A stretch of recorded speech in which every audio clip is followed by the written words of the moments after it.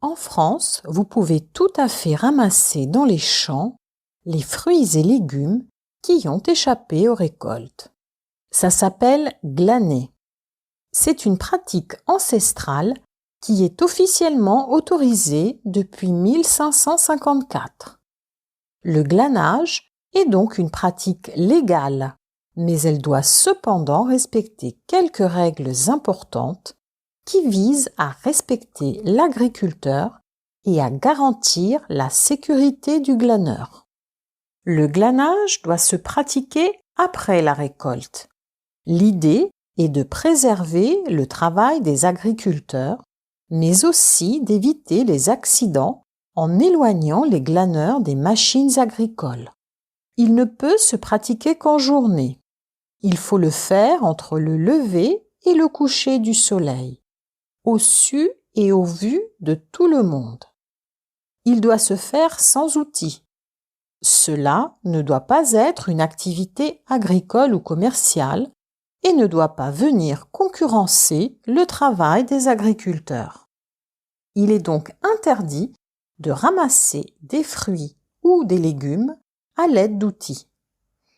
Le glanage n'est pas autorisé sur les terrains clôturés. L'agriculteur a le droit de clôturer ses champs et le glaneur a interdiction de franchir des clôtures pour entrer sur un champ. Certaines communes interdisent le glanage. Il est donc préférable de se renseigner auprès de la mairie avant de commencer. Idéalement, il serait bon de demander d'abord la permission. Ça peut éviter des malentendus, voire des conflits. Autrefois pratiqué par des gens pauvres, le glanage est aujourd'hui davantage perçu comme une pratique écologique et anti-gaspillage. Plutôt que de laisser des légumes pourrir dans les champs, on les ramasse par-ci par-là, on les cuisine, on les transforme. Une démarche simple et pleine de sens qui doit juste répondre à quelques règles de savoir-vivre et de bon sens. Plusieurs associations luttent depuis plusieurs années contre le gâchis en organisant cueillettes et glanage solidaires.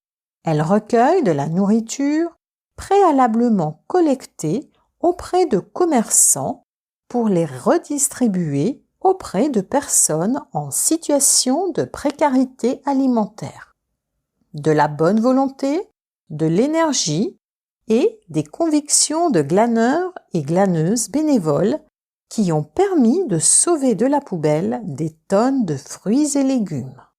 Il existe même un guide, Glanage solidaire, pour tout savoir sur cette pratique avant de se lancer.